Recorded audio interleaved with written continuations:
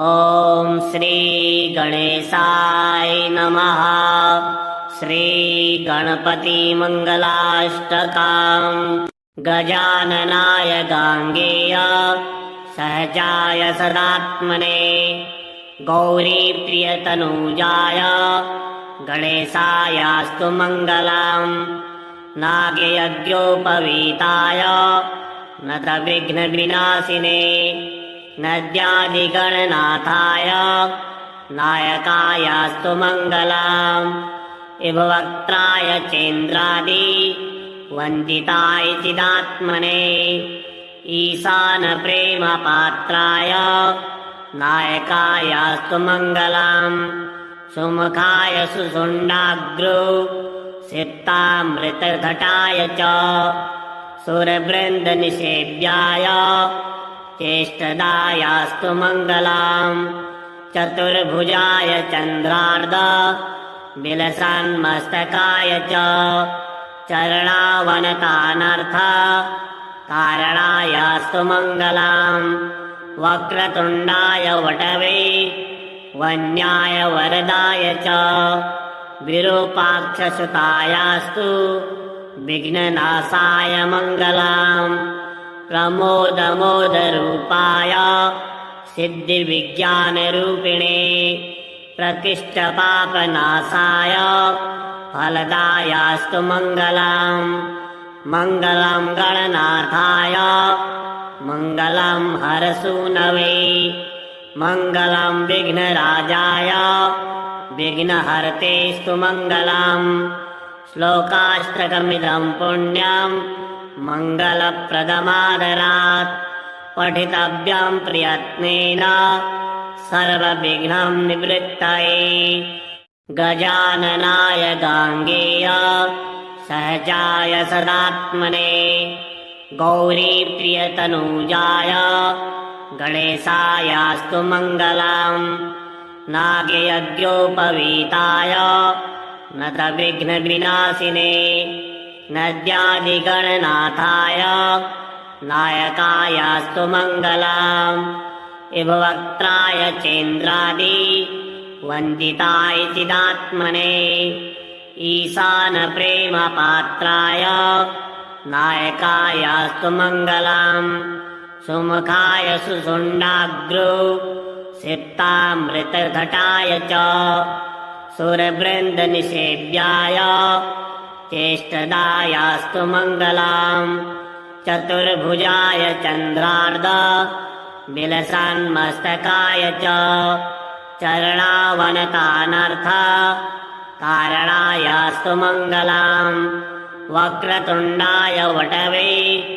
वन्याय वरदाय च विरूपाक्षसुतायास्तु विघ्ननाशाय मंगलम्। प्रमोदमोदरूपाय सिद्धिविज्ञानरूपिणे प्रकृष्टपापनाशाय फलदायास्तु मंगलम्। मंगलम् गणनाथाय मंगलम् हरसूनवे मंगलम् विघ्नराजाय विघ्नहर्तेस्तु मंगलम्। श्लोकाष्टकमिदं पुण्यम् मंगलप्रदमादरात् पठितव्यं प्रयत्नेन सर्वविघ्नं निवृत्तये। गजाननाय गांगेय सहजाय सदात्मने गौरी प्रियतनुजाय गणेशायास्तु मंगलम्। नागयज्ञोपवीताय नतविघ्नविनाशिने नद्यादिगणनाथाय नायकायास्तु मंगलम्। इभवक्त्राय चेन्द्रादि वन्दिताय चिदात्मने ईशानप्रेमपात्राय नायकायास्तु मंगलम्। सुमुखाय सुषुण्डाग्रो सिक्तामृतघटाय च सुरवृन्दनिषेव्याय चेष्टदायास्तु मंगलम्। चतुर्भुजाय चन्द्रार्ध विलसन्मस्तकाय च चरणावनतानर्थ कारणायास्तु मङ्गलम् वक्रतुण्डाय वटवे वन्याय वरदाय च विरूपाक्षसुतायास्तु विघ्ननाशाय मङ्गलम् प्रमोदमोदरूपाय सिद्धिविज्ञानरूपिणे प्रकृष्टपापनाशाय फलदायास्तु मङ्गलम् मङ्गलं गणनाथाय मङ्गलं हरसूनवे मङ्गलं विघ्नराजाय विघ्नहर्तेस्तु मङ्गलम् श्लोकाष्टकमिदं पुण्यं मङ्गलप्रदमादरात् पठितव्यं प्रयत्नेन सर्वविघ्नं निवृत्तये गजाननाय गाङ्गेय सहजाय सदात्मने गौरीप्रियतनूजाय गणेशायास्तु मङ्गलम् नागयज्ञोपवीताय नतविघ्नविनाशिने नद्यादिगणनाथाय नायकायास्तु मङ्गलम् इभवक्त्राय चेन्द्रादि वन्दिताय चिदात्मने ईशानप्रेमपात्राय नायकायास्तु मङ्गलम् सुमुखाय सुषुण्डाग्रो सिक्तामृतघटाय च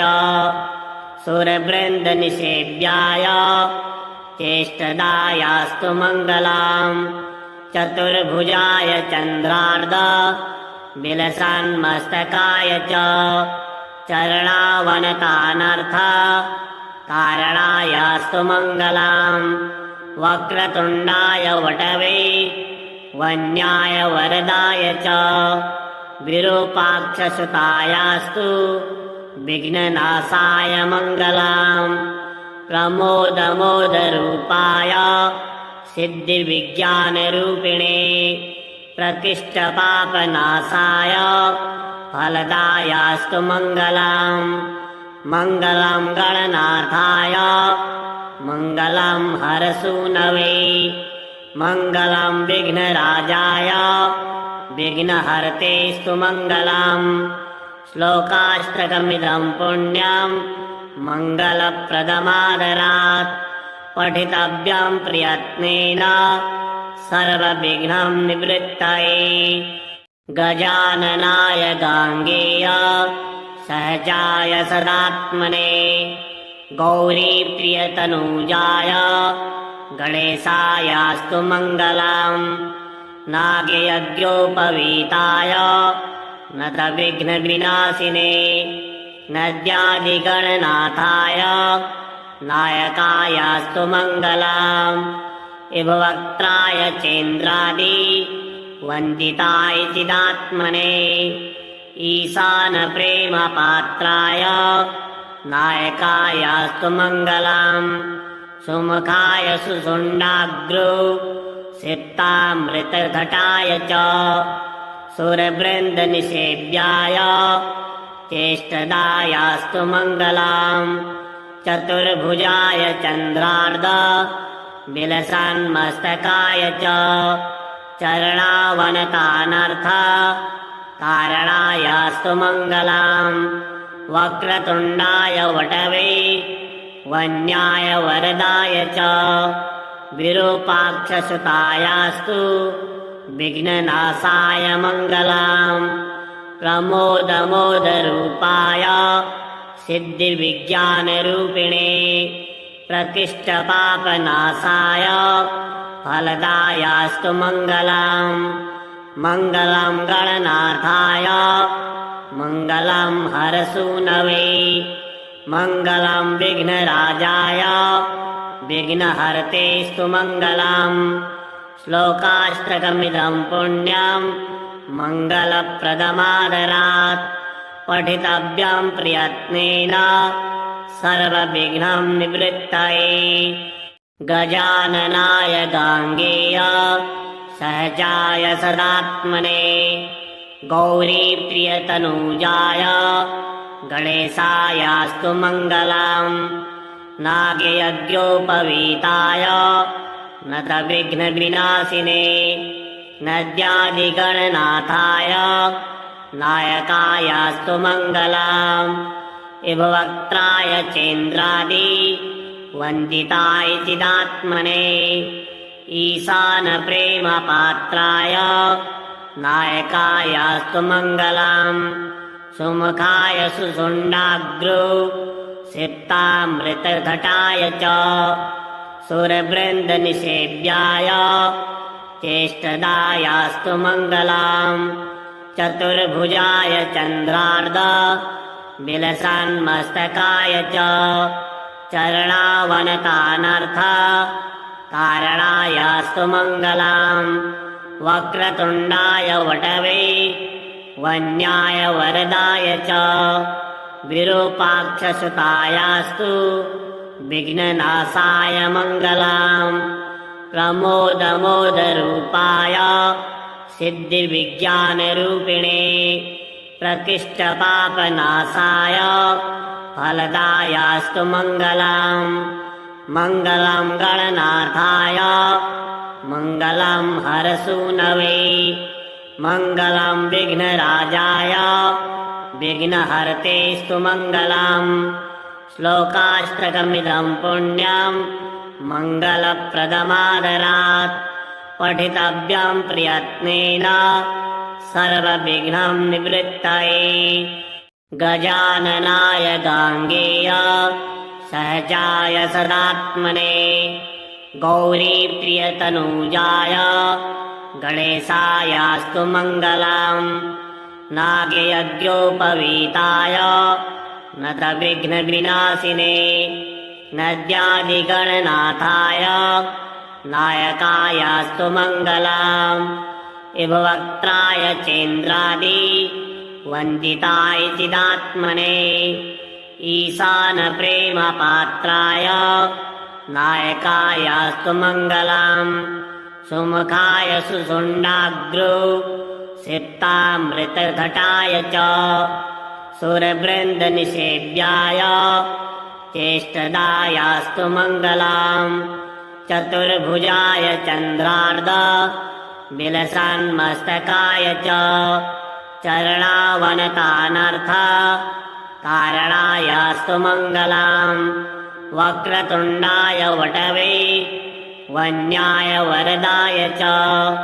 विरूपाक्षसुतायास्तु विघ्ननाशाय मङ्गलम् प्रमोदमोदरूपाय सिद्धिविज्ञानरूपिणे प्रकृष्टपापनाशाय फलदायास्तु मङ्गलम् मङ्गलं गणनाथाय मङ्गलं हरसूनवे मङ्गलं विघ्नराजाय विघ्नहर्तेस्तु मङ्गलम् श्लोकाष्टकमिदं पुण्यं मङ्गलप्रदमादरात् पठितव्यं प्रयत्नेन सर्वविघ्नं निवृत्तये गजाननाय गाङ्गेय सहजाय सदात्मने गौरीप्रियतनूजाय गणेशायास्तु मङ्गलम् नागयज्ञोपवीताय नतविघ्नविनाशिने नद्यादिगणनाथाय नायकायास्तु मङ्गलम् इभवक्त्राय चेन्द्रादि वन्दिताय चिदात्मने ईशानप्रेमपात्राय नायकायास्तु मङ्गलम् सुमुखाय सुषुण्डाग्रो सिप्तामृतघटाय च सुरवृन्दनिषेव्याय चेष्टदायास्तु मङ्गलम् चतुर्भुजाय चन्द्रार्ध विलसन्मस्तकाय च चरणावनतानर्थ कारणायास्तु मङ्गलम् वक्रतुण्डाय वटवे वन्याय वरदाय च विरूपाक्षसुतायास्तु विघ्ननाशाय मङ्गलम् प्रमोदमोदरूपाय सिद्धिविज्ञानरूपिणे प्रकृष्टपापनाशाय फलदायास्तु मङ्गलम् मङ्गलं गणनाथाय मङ्गलं हरसूनवे मङ्गलं विघ्नराजाय विघ्नहर्तेस्तु मङ्गलम्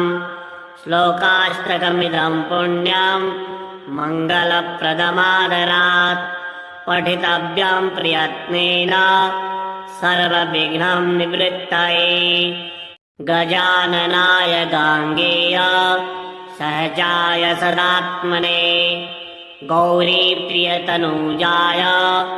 गणेशायास्तु मङ्गलम् नागयज्ञोपवीताय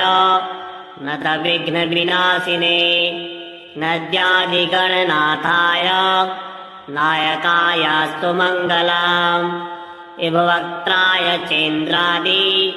वन्दिताय चिदात्मने ईशानप्रेमपात्राय नायकायास्तु मङ्गलम् सुमुखाय सुषुण्डाग्रो सिक्तामृतघटाय च सुरवृन्दनिषेव्याय चेष्टदायास्तु मङ्गलम् चतुर्भुजाय चन्द्रार्ध विलसन्मस्तकाय च चरणावनतानर्थ कारणायास्तु मङ्गलम् वक्रतुण्डाय वटवे वन्याय वरदाय च विरूपाक्षसुतायास्तु विघ्ननाशाय मङ्गलम् प्रमोदमोदरूपाय सिद्धिविज्ञानरूपिणे प्रकृष्टपापनाशाय फलदायास्तु मङ्गलम् मङ्गलं गणनाथाय मङ्गलं हरसूनवे मङ्गलं विघ्नराजाय विघ्नहर्तेस्तु मङ्गलम् श्लोकाष्टकमिदं पुण्यं मङ्गलप्रदमादरात् पठितव्यं प्रयत्नेन सर्वविघ्नं निवृत्तये गजाननाय गाङ्गेय सहजाय सदात्मने गौरीप्रियतनूजाय गणेशायास्तु मङ्गलम् नागयज्ञोपवीताय नतविघ्नविनाशिने नद्यादिगणनाथाय नायकायास्तु मङ्गलम् इभवक्त्राय चेन्द्रादि वन्दिताय चिदात्मने ईशानप्रेमपात्राय नायकायास्तु मङ्गलम् सुमुखाय सुषुण्डाग्रो सिक्तामृतघटाय च सुरवृन्दनिषेव्याय चेष्टदायास्तु मङ्गलम् चतुर्भुजाय चन्द्रार्ध विलसन्मस्तकाय च चरणावनतानर्थ कारणायास्तु मङ्गलम् वक्रतुण्डाय वटवे वन्याय वरदाय च विरूपाक्षसुतायास्तु विघ्ननाशाय मङ्गलम् प्रमोदमोदरूपाय सिद्धिविज्ञानरूपिणे प्रकृष्टपापनाशाय फलदायास्तु मङ्गलम् मङ्गलं गणनाथाय मङ्गलं हरसूनवे मङ्गलं विघ्नराजाय विघ्नहर्तेस्तु मङ्गलम् श्लोकाष्टकमिदं पुण्यं मङ्गलप्रदमादरात् पठितव्यं प्रयत्नेन सर्वविघ्नं निवृत्तये गजाननाय गाङ्गेय सहजाय सदात्मने गौरीप्रियतनूजाय गणेशायास्तु मङ्गलम् नागयज्ञोपवीताय नतविघ्नविनाशिने नद्यादिगणनाथाय नायकायास्तु मङ्गलम् इभवक्त्राय चेन्द्रादि वन्दिताय चिदात्मने ईशानप्रेमपात्राय नायकायास्तु मङ्गलम् सुमुखाय सुषुण्डाग्रो सिक्तामृतघटाय च सुरवृन्दनिषेव्याय चेष्टदायास्तु मङ्गलम् चतुर्भुजाय चन्द्रार्ध विलसन्मस्तकाय च चरणावनतानर्थ कारणायास्तु मङ्गलम् वक्रतुण्डाय वटवे वन्याय वरदाय च विरूपाक्षसुतायास्तु विघ्ननाशाय मङ्गलम् प्रमोदमोदरूपाय सिद्धिविज्ञानरूपिणे प्रकृष्टपापनाशाय फलदायास्तु मङ्गलम् मङ्गलं गणनाथाय मङ्गलं हरसूनवे मङ्गलं विघ्नराजाय विघ्नहर्तेस्तु मङ्गलम् श्लोकाष्टकमिदं पुण्यं मङ्गलप्रदमादरात् पठितव्यं प्रयत्नेन सर्वविघ्नं निवृत्तये गजाननाय गाङ्गेय सहजाय सदात्मने गौरीप्रियतनूजाय गणेशायास्तु मङ्गलम् नागयज्ञोपवीताय नतविघ्नविनाशिने नद्यादिगणनाथाय नायकायास्तु मङ्गलम् इभवक्त्राय चेन्द्रादि वन्दिताय चिदात्मने ईशानप्रेमपात्राय नायकायास्तु मङ्गलम् सुमुखाय सुषुण्डाग्रो सिक्तामृतघटाय च सुरवृन्दनिषेव्याय चेष्टदायास्तु मङ्गलम् चतुर्भुजाय चन्द्रार्ध विलसन्मस्तकाय च चरणावनतानर्थ कारणायास्तु मङ्गलम्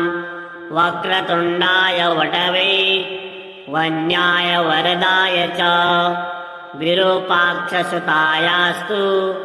विघ्ननाशाय मङ्गलम् प्रमोदमोदरूपाय सिद्धिविज्ञानरूपिणे प्रकृष्टपापनाशाय फलदायास्तु मङ्गलम् मङ्गलं गणनाथाय मङ्गलं हरसूनवे मङ्गलं विघ्नराजाय विघ्नहर्तेस्तु मङ्गलम् श्लोकाष्टकमिदं पुण्यं मङ्गलप्रदमादरात् पठितव्यं प्रयत्नेन सर्वविघ्नं निवृत्तये गजाननाय गाङ्गेय सहजाय सदात्मने गौरीप्रियतनूजाय गणेशायास्तु मङ्गलम् नागयज्ञोपवीताय नतविघ्नविनाशिने नद्यादिगणनाथाय नायकायास्तु मङ्गलम् इभवक्त्राय चेन्द्रादि वन्दिताय चिदात्मने ईशानप्रेमपात्राय नायकायास्तु मङ्गलम् सुमुखाय सुषुण्डाग्रो सिक्तामृतघटाय च सुरवृन्दनिषेव्याय चेष्टदायास्तु मङ्गलम् चतुर्भुजाय चन्द्रार्ध विलसन्मस्तकाय च चरणावनतानर्थ कारणायास्तु मङ्गलम् वक्रतुण्डाय वटवे वन्याय वरदाय च विरूपाक्षसुतायास्तु विघ्ननाशाय मङ्गलम् प्रमोदमोदरूपाय सिद्धिविज्ञानरूपिणे प्रकृष्टपापनाशाय फलदायास्तु मङ्गलम् मङ्गलं गणनाथाय मङ्गलं हरसूनवे मङ्गलं विघ्नराजाय विघ्नहर्तेस्तु मङ्गलम् श्लोकाष्टकमिदं पुण्यं मङ्गलप्रदमादरात् पठितव्यं प्रयत्नेन सर्वविघ्नं निवृत्तये गजाननाय गाङ्गेय सहजाय सदात्मने गौरीप्रियतनूजाय गणेशायास्तु मङ्गलम् नागयज्ञोपवीताय नतविघ्नविनाशिने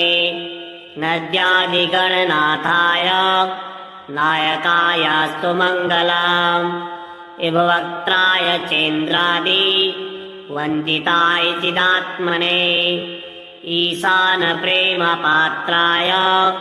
नायकायास्तु मङ्गलम् सुमुखाय सुषुण्डाग्रो सिप्तामृतघटाय च सुरवृन्दनिषेव्याय चेष्टदायास्तु मङ्गलम् चतुर्भुजाय चन्द्रार्ध विलसन्मस्तकाय च चरणावनतानर्थ कारणायास्तु मङ्गलम् वक्रतुण्डाय वटवे वन्याय वरदाय च विरूपाक्षसुतायास्तु विघ्ननाशाय मङ्गलम् प्रमोदमोदरूपाय सिद्धिविज्ञानरूपिणे प्रकृष्टपापनाशाय फलदायास्तु मङ्गलम् मङ्गलम् गणनाथाय मङ्गलम् हरसूनवे मङ्गलम् विघ्नराजाय विघ्नहर्तेस्तु मङ्गलम् श्लोकाष्टकमिदम् पुण्यम् मङ्गलप्रदमादरात् पठितव्यम् प्रयत्नेन सर्वविघ्नम् निवृत्तये गजाननाय गाङ्गेय सहजाय सदात्मने गौरीप्रियतनूजाय गणेशायास्तु मङ्गलम् नागयज्ञोपवीताय नतविघ्नविनाशिने नद्यादिगणनाथाय नायकायास्तु मङ्गलम् इभवक्त्राय चेन्द्रादि वन्दिताय चिदात्मने ईशानप्रेमपात्राय नायकायास्तु मङ्गलम् सुमुखाय सुषुण्डाग्रो सिप्तामृतघटाय च सुरवृन्दनिषेव्याय चेष्टदायास्तु मङ्गलम् चतुर्भुजाय चन्द्रार्ध विलसन्मस्तकाय च चरणावनतानर्थ कारणायास्तु मङ्गलम् वक्रतुण्डाय वटवे वन्याय वरदाय च विरूपाक्षसुतायास्तु विघ्ननाशाय मङ्गलम् प्रमोदमोदरूपाय सिद्धिविज्ञानरूपिणे प्रकृष्टपापनाशाय फलदायास्तु मङ्गलम् मङ्गलम् गणनाथाय मङ्गलम् हरसूनवे मङ्गलम् विघ्नराजाय विघ्नहर्तेस्तु मङ्गलम् श्लोकाष्टकमिदम् पुण्यम् मङ्गलप्रदमादरात् पठितव्यम् प्रयत्नेन सर्वविघ्नम् निवृत्तये